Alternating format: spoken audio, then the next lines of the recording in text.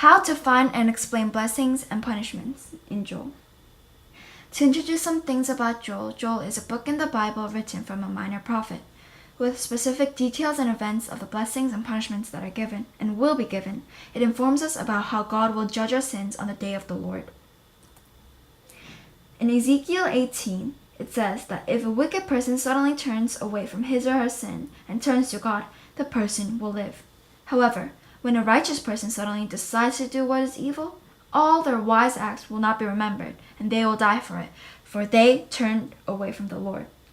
This explains why punishments and blessings are given, that God does not want to give us these punishments, but rather, He wants us to obey Him so that we would be able to continue to stay on His path. We choose what we do, and based on our actions, these punishments and blessings are given. So therefore, He is not unjust. Here are some of the blessings represented in Deuteronomy 28, that if we fully obey the Lord and carefully follow all His commands He gives to us, the Lord your God will set us high above the nations on earth. He will bless us as a reward and will bless everything around us because we chose to follow Him. Now, in Joel chapter 2, this is what God will give us. He will satisfy us greatly. He will send abundant showers to our crops. He will put the northern horde away, and He will show us that He is the Lord. Last but not least, He would repay us for the years the locusts have eaten. In Joel, it is mentioned that the locust invasion happened and will happen again.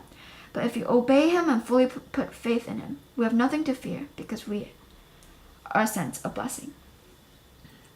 Yet, in Deuteronomy 28, the punishments are given to us when we do not choose to obey His command.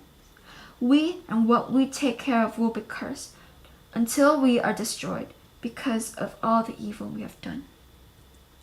And swarms of locusts would take over all our trees and the crops of our land, which can relate to Joel too. This is Deuteronomy 28. This concludes and answers a question of how to find and explain blessings and punishments in Joel. The blessings and punishments are given based on our actions, whether we obey God or not, because obedience is simply good and just. Once again, God is not evil. He does not seek to give us punishments, yet it is our actions that determine what we get.